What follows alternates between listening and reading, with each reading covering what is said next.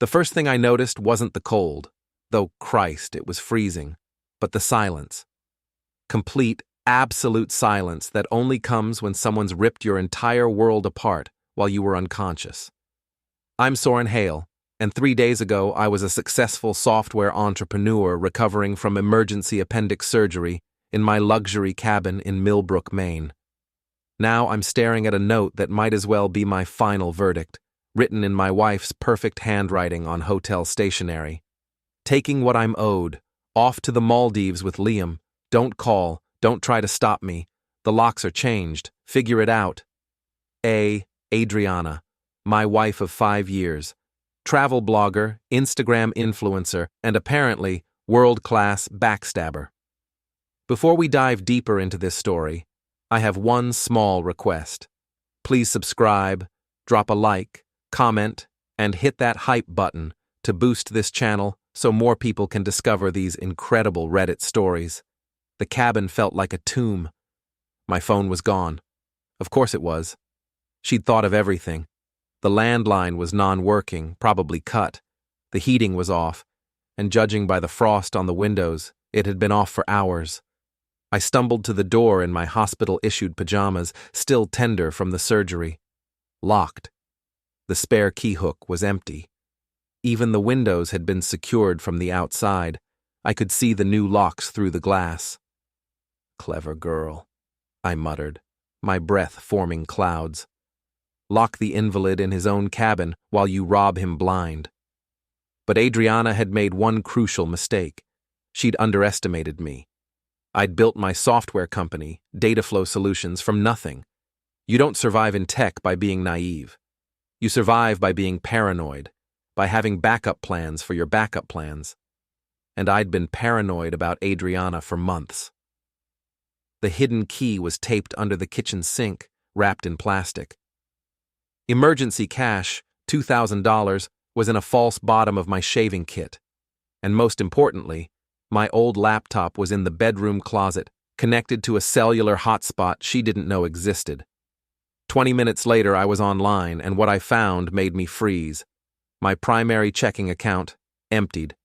Savings, transferred out yesterday. Investment accounts, liquidated.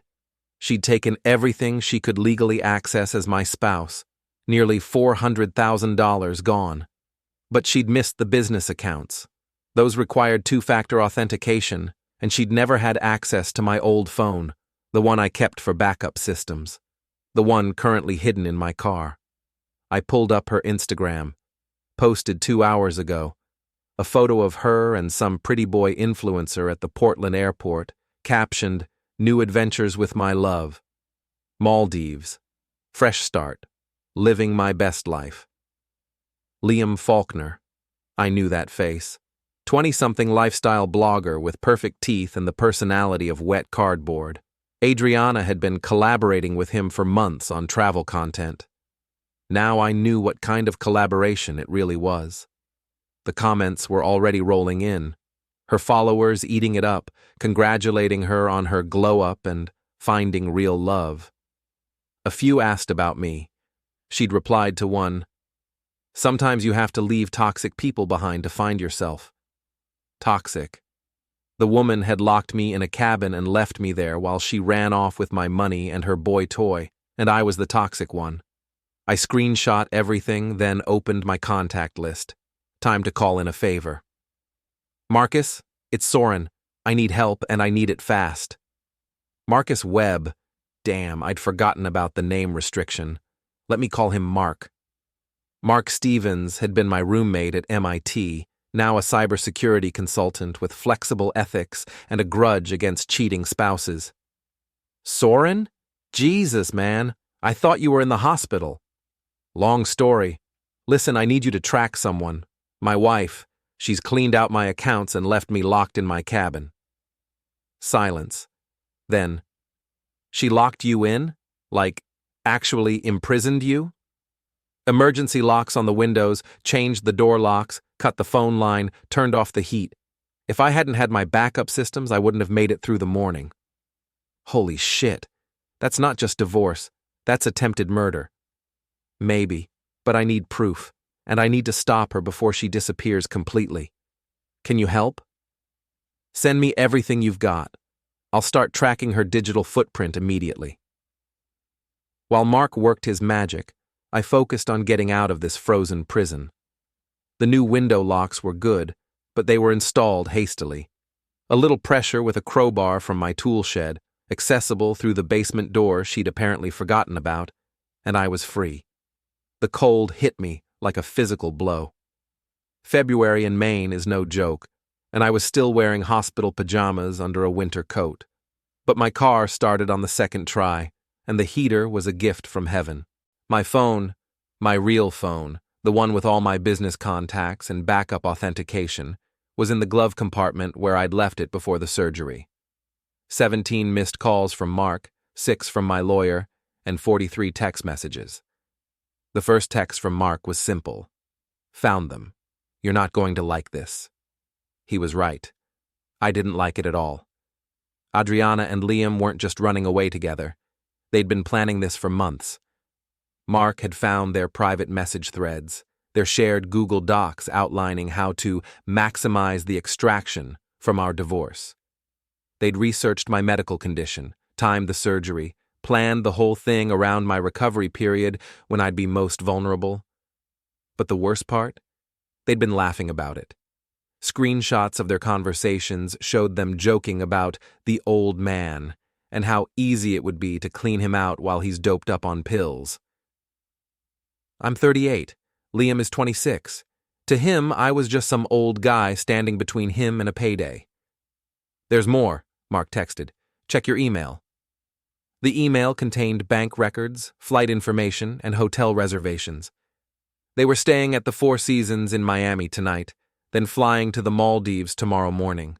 First class, naturally, on my money. But Mark had also found something else. Something that made me smile for the first time since waking up in that frozen cabin. Liam wasn't just a lifestyle influencer. He was also a small-time scammer who'd been running fake charity drives through his social media accounts. Mark had found the evidence, fake receipts, diverted donations, the whole thing. The kind of evidence that could destroy someone's career and possibly land them in jail. And Adriana, sweet, innocent Adriana, had been helping him. Her travel blog had been promoting his fake charities, directing her followers to donate. She wasn't just an adulteress and a thief, she was an accomplice to fraud. I had them, both of them, and they had no idea what was coming. The Millbrook Inn sits in the center of town like a gossip hub with a liquor license. If you want to know anything about anyone in this town, you buy a drink and listen. Tonight I needed to know everything. The bar was packed despite the snow. February in Maine doesn't slow down the locals, it just gives them more reasons to drink. I ordered a whiskey neat and settled into my usual corner booth, the one with a clear view of the entire room and easy access to the back exit. Old habits from my startup days, when paranoia was a survival skill. Well, look what the cat dragged in. I looked up to find Gina Morrison sliding into the booth across from me. Adriana's best friend, enabler, and apparently co-conspirator. Blonde, Botoxed, and bitter. The holy trinity of small-town mean girls who never left their hometown. Gina, I'd say it's nice to see you, but we both know I'd be lying. She laughed, the sound like ice cracking. Oh, Soren, still bitter, I see. Maybe if you'd treated Adriana better, she wouldn't have had to find someone who actually appreciates her. You mean someone who appreciates my money? Your money? She leaned forward, eyes gleaming with malicious joy. Honey, that was community property. She earned every penny putting up with your controlling, manipulative ass for 5 years. I took a sip of whiskey, studying her face. Gina had always been a terrible liar, and right now she looked like someone trying very hard to sell a story she didn't quite believe. Controlling how, exactly? By working 60-hour weeks to build a company that funded her lifestyle? By never questioning the credit card bills or the mysterious business trips? By monitoring her every move, questioning her friends, making her account for every minute of her day? That was rich. I'd never monitored anything. I'd been too busy working to pay attention to what she was doing, which, in retrospect, had been a mistake. Is that what she told you? Or is that what you helped her practice saying? Gina's smile faltered for just a second. Bingo. I don't know what you're implying. I'm not implying anything. I'm stating facts. You helped her plan this. You were in on it from the beginning. You're paranoid and delusional. No wonder she left. She didn't leave, Gina. She robbed me. There's a difference. Prove it. I smiled and pulled out my phone, opening the screenshots Mark had sent me. Funny you should say that. Her face went white as I scrolled through the evidence. Messages between her, Adriana, and Liam. Planning sessions. Discussions about timing, about my surgery, about how to maximize the take while minimizing legal exposure. Where did you get those? Does it matter? The question is, what are you going to do now that I have them? She stood up abruptly, knocking over her wine glass. Red wine spread across the white tablecloth. You bastard. You absolute bastard. I'm the bastard? I'm not the one who helped plan a robbery. It wasn't robbery. She was your wife. Was being the operative phrase, and theft is theft, regardless of the relationship. Gina looked around the bar, suddenly aware that our conversation had attracted attention. Half the room was staring at us, and in a town like Millbrook, that meant the other half would know about it within the hour. This isn't over, she hissed. You're right, it's not. She stormed out, leaving me alone with my whiskey and a room full of curious stares. I didn't mind. In fact, I was counting on it. My phone buzzed. Mark. Just intercepted their communications. They know you're out of the cabin. Adriana's panicking, wants to move up their flight. Liam's telling her to calm down, that there's nothing you can do from Maine. I typed back, how wrong he is.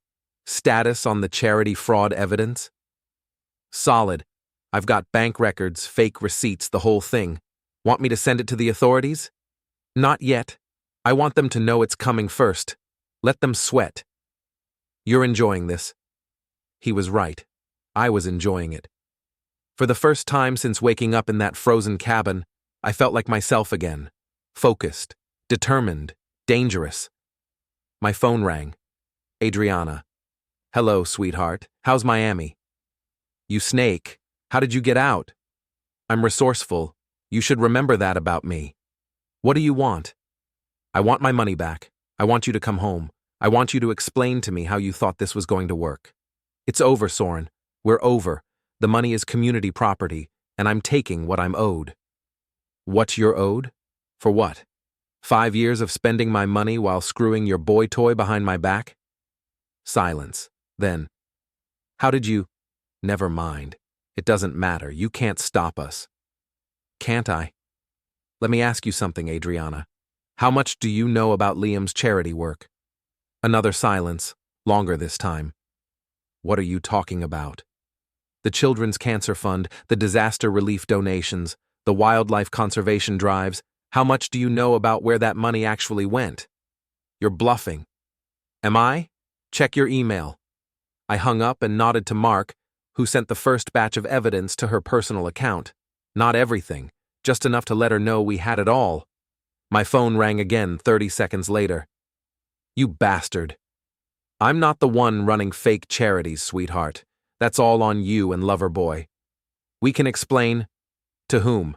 The FBI? The IRS? Your followers who donated their hard-earned money to help sick children. What do you want? I told you I want my money back, all of it, and I want you both back in Maine by tomorrow night. Or what?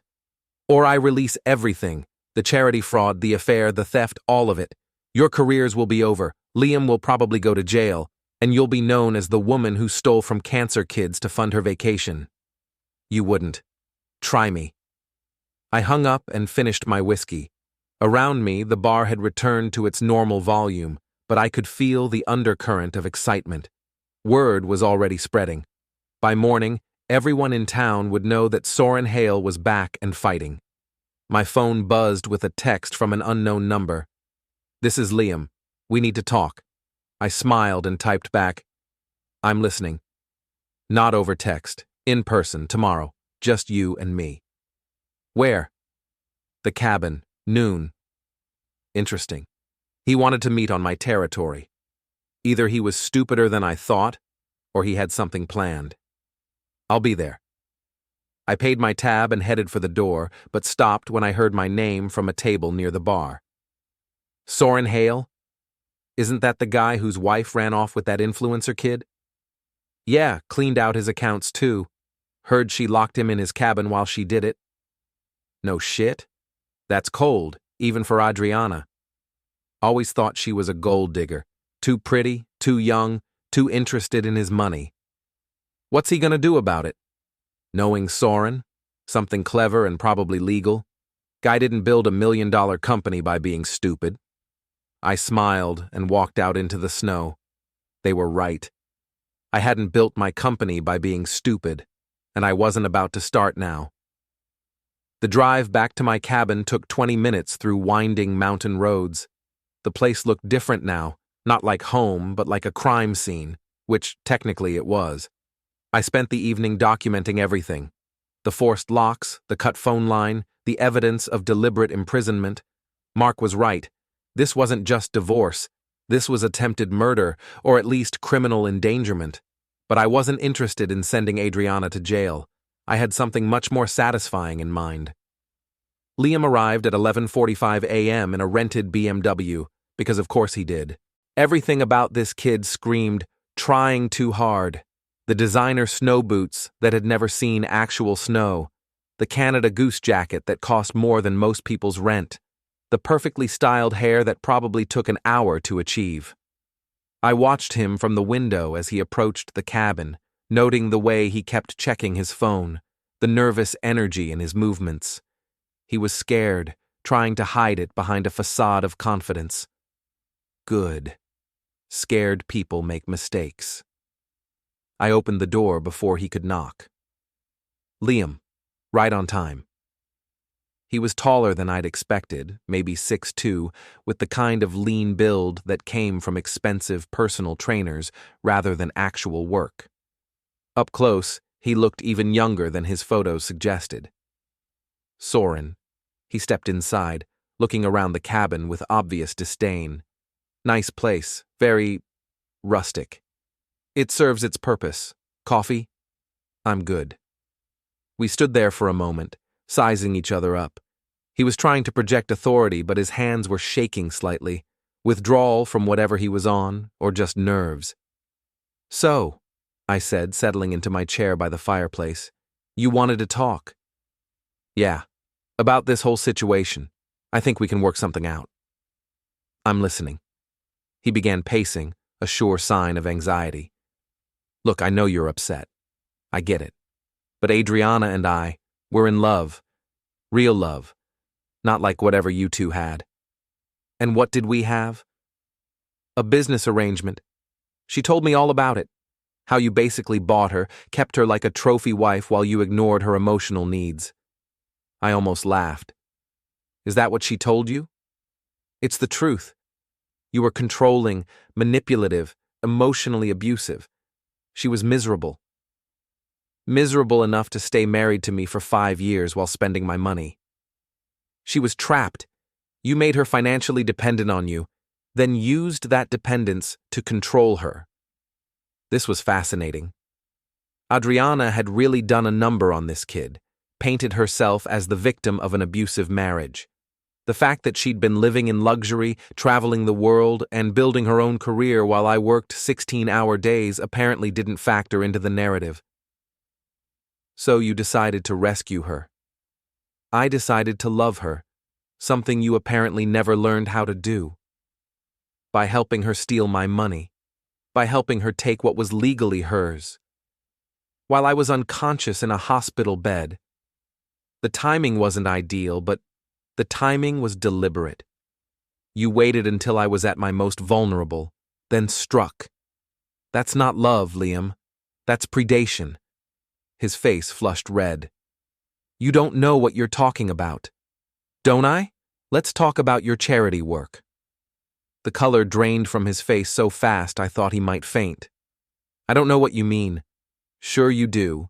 The Children's Cancer Fund, the disaster relief donations, the wildlife conservation drives. Should I go on? Those are legitimate bullshit. I stood up, and he actually took a step back. I have bank records, Liam. I have receipts. I have communications between you and your accomplices. You've been running fake charities for 2 years, stealing money from people who thought they were helping sick kids. You can't prove anything. I can prove everything. The question is what I'm going to do with that proof. He was sweating now, despite the cold. What do you want? I want my money back. All of it. Every penny Adriana took. That's impossible. We've already spent. Then you'll figure out how to get it back. And if we do, you'll destroy the evidence? I pretended to consider this. Maybe. Maybe? Here's the thing, Liam. You're a thief and a fraud. Adriana is an adulteress and an accomplice. You both deserve whatever's coming to you. Then why are we even talking? Because I'm curious. How did you think this was going to end? Did you really believe you could steal my money, destroy my marriage, and just sail off into the sunset without consequences? We're not the bad guys here, Soren. You are. Adriana told me about the way you treated her, the things you said, the way you made her feel worthless. Such as the constant criticism, the way you monitored her spending, questioned her friends, made her account for every minute of her day. This again, the same story Gina had tried to sell. When did I do any of that? All the time. She has documentation. Show me. What? Show me this documentation. If I was so controlling and abusive, there should be evidence. Text messages, emails, something. He fumbled for his phone. I don't have it with me, but of course you don't. Because it doesn't exist. You're calling her a liar? I'm calling you both liars, and thieves, and frauds. He lunged at me then, faster than I expected. But I'd been in enough boardroom fights to know how to handle aggressive men half my age. I sidestepped, let his momentum carry him past me, then grabbed his arm and twisted it behind his back. Let me go. In a minute. First, you're going to listen to what's going to happen next. I increased the pressure on his arm, not enough to break anything, but enough to get his attention. Tomorrow morning, you and Adriana are going to return to Maine. You're going to transfer every penny you stole back to my accounts. Then you're going to disappear from our lives forever. And if we don't? Then I release everything. The charity fraud goes to the FBI. The theft goes to the local police. Your social media careers are over. Your reputations are destroyed, and you both probably go to jail. I released his arm and stepped back. He rubbed his shoulder, glaring at me with a mixture of fear and hatred. You're insane. I'm thorough. There's a difference. Adriana will never agree to this. Then you better convince her, because this is the only deal you're going to get. He headed for the door, then stopped. You know what? Maybe we should go to the police ourselves. Tell them about this conversation, about how you threatened us. Go ahead. I'm sure they'll be very interested in hearing from 2 people who are currently fleeing the state with stolen money. He left without another word, slamming the door behind him. I watched through the window as he got in his car and drove away, phone already pressed to his ear. My own phone rang 5 minutes later. Adriana. What did you do to him? We had a conversation, man to man. He says you threatened him. I explained his options. There's a difference. This is insane, Soren. You can't just... Can't what? Can't expect my wife to not steal my money? Can't expect her boyfriend to not run fake charities? Can't expect consequences for criminal behavior? We're not criminals. Tell that to the FBI. You're bluffing. Am I? Check your email again. Mark had sent her the second batch of evidence while I was talking to Liam. Bank records, donor information, communication logs, everything needed to build a federal case. The silence stretched for nearly a minute. What do you want? I told Liam, money back, both of you out of my life, and maybe I don't destroy you both. Maybe? I'm still deciding. Depends on how cooperative you are. And if we refuse? Then you can explain to your followers why they shouldn't donate to children's charities anymore, because of people like you. Another silence. Then, we need time to think. You have until tomorrow night. After that, everything goes public. I hung up and poured myself a drink. Outside, snow was falling again, big fat flakes that would make travel difficult. Good. Let them struggle with the weather while they figured out how screwed they were. My phone buzzed with a text from Mark. They're booking flights back to Portland. Looks like your ultimatum worked. Good. Phase 2? Ready when you are. Phase 2. The part where I stopped being nice. They arrived at the Millbrook Inn on Thursday evening, looking like refugees from a fashion magazine disaster. Adriana wore oversized sunglasses despite the overcast sky, and Liam kept checking over his shoulder like he expected assassins to emerge from behind the pine trees. I was waiting in the lobby, reading a newspaper and sipping coffee like I had all the time in the world, which, technically, I did. Soren. Adriana's voice was tight with barely controlled anger. Adriana, Liam, so good of you to return. Let's get this over with, Liam muttered. Patience. We have a lot to discuss.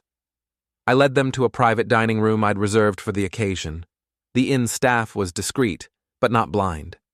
By tomorrow, everyone in town would know that the cheating wife and her boy toy had come crawling back. Before we begin, I said, settling into my chair, I want to make sure we're all clear on the situation. We know the situation, Adriana snapped. You're blackmailing us. I'm offering you a choice. There's a difference. What choice? Give you the money or go to jail? Essentially, yes. Liam leaned forward. What guarantee do we have that you'll destroy the evidence if we comply? You don't. They exchanged glances. Adriana spoke first. That's not acceptable. It's the only offer you're going to get. We could go to the police ourselves. Tell them you're extorting us. I laughed. Please do. I'm sure they'll be very sympathetic to two people who stole $400,000 and ran fake charities. The money was stolen while I was incapacitated in a hospital bed. The charity fraud is a federal crime. You want to roll those dice? Silence. I thought not. So here's what's going to happen. You're going to transfer my money back to my accounts. All of it.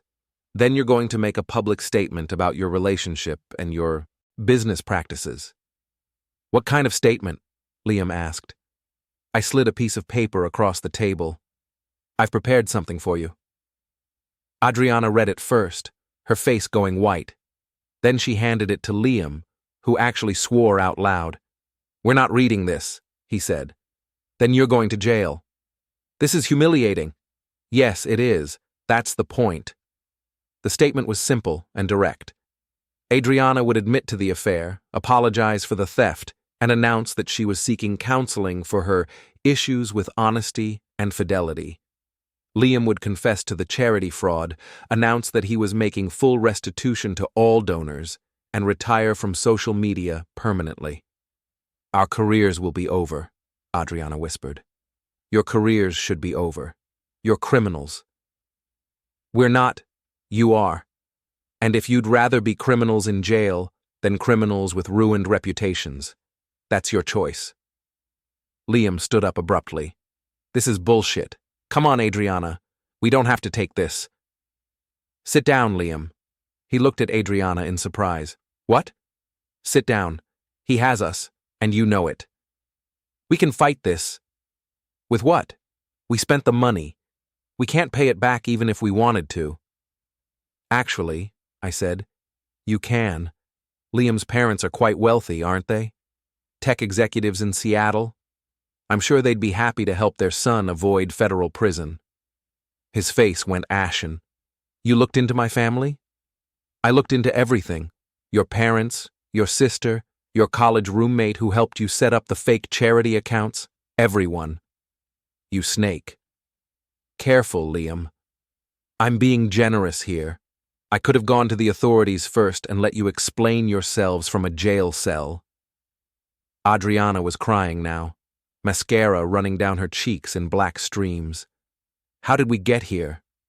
You got here by being greedy, dishonest, and stupid. In that order. I loved you once. No, you didn't. You loved my money.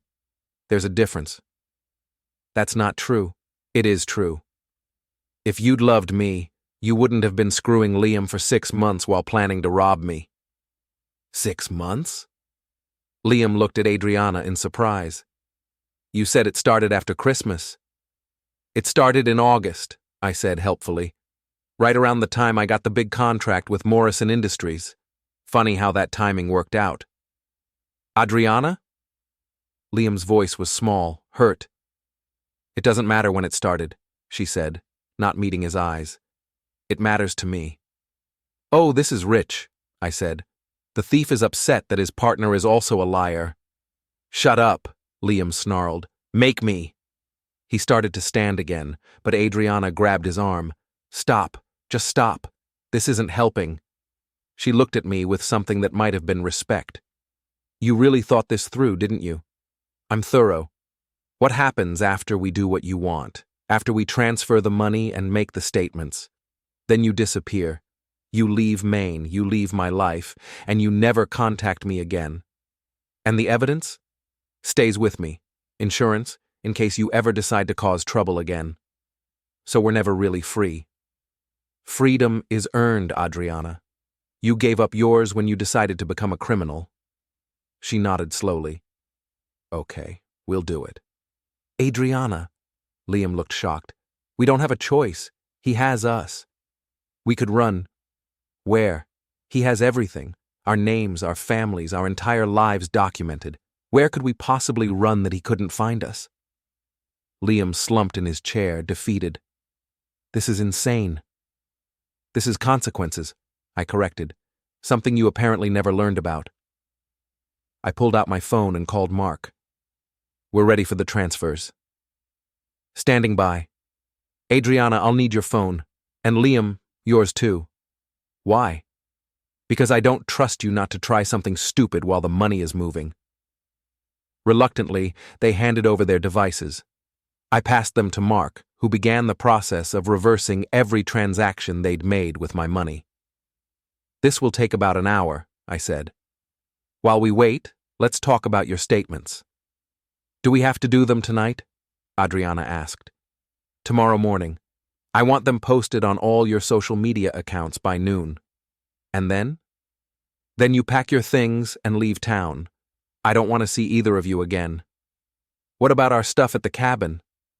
What stuff? My clothes, my jewelry, my personal items. You mean the things you bought with my money? Consider them a donation to charity. You can't just keep my belongings. Watch me. Liam was staring at his hands, looking like a man who'd just realized his life was over, which, in many ways, it was. What am I supposed to do now? He asked quietly. Get a real job. Learn a skill. Contribute something useful to society for once. I'm 26 years old. My entire career has been social media. Then you better start over. This is cruel. Cruel would be letting you continue scamming people. This is justice. My phone buzzed. Mark, first transfer complete. $150K recovered. How much did you spend? I asked Adriana. I don't know. Flights, hotels, shopping. Guess. Maybe 50,000? Try again. 75? Mark's next text. Second transfer complete. 200K recovered. They spent more than they claimed. You spent over $200,000 in 4 days? Adriana looked embarrassed. We were celebrating. With my money. You thought you'd gotten away with it. You thought I was just some old fool who'd roll over and let you destroy my life. We never meant... You meant exactly what you did. You planned it, executed it, and celebrated it. The only thing you didn't plan for was getting caught. Mark's final text. All transfers complete. $387,000 recovered. $13,000 still missing. Where's the other 13,000? What other 13,000? I showed them Mark's message. You took 400,000. We've recovered 387. Where's the rest? I don't know, Adriana said. Maybe fees, exchange rates, or maybe you're still lying to me. We're not. Liam? He wouldn't meet my eyes. There might be some cash. How much cash? 10,000, maybe 12. Where? Hotel safe in Miami. Call them. Have it transferred to my account. I can't just, you can and you will. Or we go back to plan A and you both go to jail. He made the call, speaking in hushed, embarrassed tones to the hotel manager. 20 minutes later, Mark confirmed the final transfer. Congratulations, I said. You're no longer thieves, just adulterers and fraudsters. What happens now? Adriana asked. Now you write your statements. Tomorrow you post them. Then you leave. And that's it? That's it. She nodded, wiping her eyes with a tissue. I'm sorry, Soren. I know that doesn't mean much now, but I am sorry. No, you're not. You're sorry you got caught. There's a difference. Maybe you're right. I know I'm right. I stood up, signaling the end of our meeting. Your statements need to be posted by noon tomorrow. After that, I want you both out of Maine within 24 hours. Where are we supposed to go? I don't care. Just away from here. They left together, but I could see the cracks in their relationship already forming. Nothing destroys love like humiliation and consequences. By tomorrow, they'd probably hate each other as much as they hated me. Good. They deserved each other. Friday morning dawned clear and cold, the kind of day that makes Maine look like a postcard. I was up early, coffee in hand, watching the sun rise over the mountains while I waited for noon to arrive. At 11:47 a.m., Adriana's Instagram post went live. I need to address some rumors and set the record straight about my personal life. I have been having an affair with Liam Faulkner for several months, while still married to my husband, Soren Hale. This was wrong, hurtful, and inexcusable. I also took money from our joint accounts without Soren's knowledge or consent, while he was recovering from surgery. This was theft, and I am deeply ashamed of my actions. I am seeking counseling to address my issues with honesty and fidelity. I ask for privacy during this difficult time as I work to become a better person. The comments section exploded within minutes. Her followers were shocked, disappointed, angry. Brand partnerships were being canceled in real time. Her carefully constructed influencer empire was crumbling before my eyes. Liam's post went up 3 minutes later. I have been running fraudulent charity drives through my social media accounts for the past 2 years. Money donated by my followers for children's cancer research, disaster relief, and wildlife conservation was diverted to my personal accounts. I stole from people who trusted me, people who wanted to help others. I am making full restitution to all donors and retiring from social media permanently. I am also cooperating with federal authorities in their investigation. I am sorry for betraying your trust and for the harm I have caused to legitimate charities. His post was even more devastating. The comments were brutal, with former donors demanding explanations and threatening lawsuits. His follower count was dropping by thousands every minute. My phone rang. Adriana, it's done. I can see that. Are you happy now? I'm satisfied. Our lives are ruined. Your lives were built on lies and theft. I just revealed the truth. What are we supposed to do now? That's not my problem anymore. Soren, please, can't we work something out, some way to fix this? You had your chance to fix this. You chose to steal from me instead. I made a mistake. You made a series of deliberate choices. Live with the consequences. I hung up and checked the local news. The story was already being picked up by regional outlets. Local influencer admits to charity fraud. Travel blogger confesses to affair and theft. By evening, it would be national news. By tomorrow, they'd be infamous. My phone buzzed with a text from Mark. Just intercepted police communications. FBI is opening an investigation into the charity fraud. Liam's probably going to jail regardless. Good. Some crimes deserved more than just public humiliation. I spent the afternoon in town enjoying the reactions of people who recognized me. The bartender at the inn bought me a drink. The grocery store clerk asked for my autograph. The gas station attendant wanted to shake my hand. Always knew she was trouble, he said. Too pretty, too young, too interested in your money. You weren't the only one who saw it. But you're the one who did something about it. Respect, man. Respect. By evening, I was back at the cabin, sitting by the fireplace with a good book and a better whiskey. The phone had been ringing all day. Reporters, lawyers, old friends who'd heard the news. I'd ignored them all. This wasn't about publicity or vindication. It was about justice. And justice, properly served, speaks for itself. Around 9 p.m., I heard a car in the driveway. Through the window, I could see Adriana's Mercedes, the one I'd bought her for our anniversary last year. She got out alone, walked to the door, and knocked. I opened it, but didn't invite her in. Where's Liam? Gone. Flew back to Seattle this afternoon to face his parents. Smart choice. Can I come in? It's cold. No. She wrapped her coat tighter around herself. I wanted to say goodbye.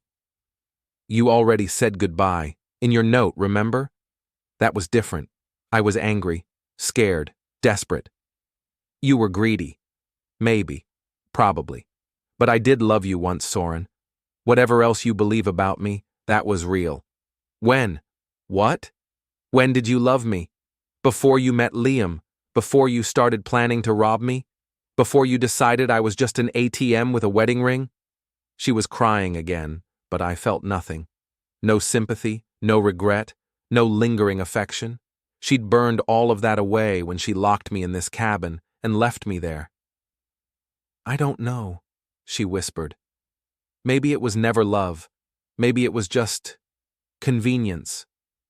At least you're finally being honest. What happens now? Now you leave.